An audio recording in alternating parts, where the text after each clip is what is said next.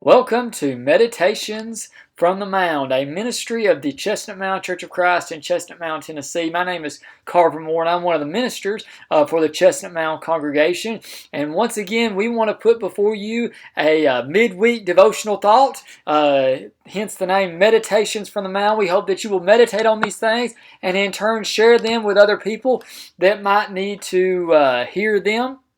But tonight, in the time that we have, in the short time that we have, I want to talk about this topic of taking up your cross, or take up your cross. What does it mean, friends, to take up your cross? Well, we recently wrapped up a Bible study at Chestnut Mound on the book of Matthew, and in chapter number 16 and verse number 24, Jesus tells the disciples, as well as us today, to deny ourselves and take up our cross and follow Him. So at first glance, one would think that Jesus is referring to a physical cross that's held together by two pieces of wood. But no, friends, this is not the case.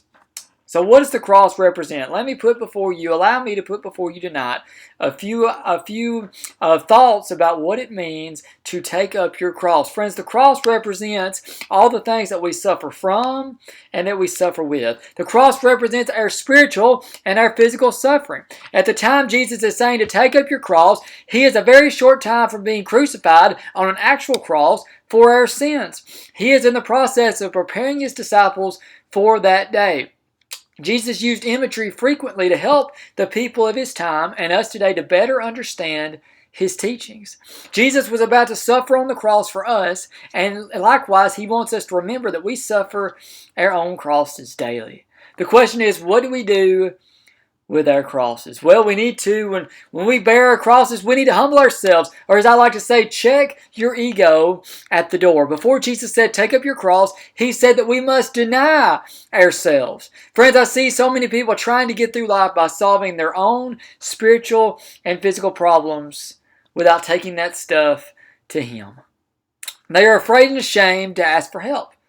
Why is this? Well, society tells us that we should be alphas. We should be strong-willed and not afraid to stand on our own 2 feet. Where does this leave God, though? Friends, God is bigger than any amount of alpha that you think you are. We should not be afraid of admitting to Him that we need help. So when should we admit that we need help? When should we take up our cross and follow Him? Think about the hardest things in life that you've either been through or maybe that you're currently going through. Have you got it? Have you thought about it? Is it in your mind? Now think about Jesus hanging there on the cross for you and me.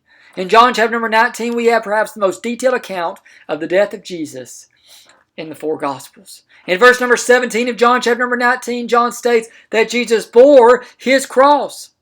He bore His cross as He was being led up to Mount Calvary.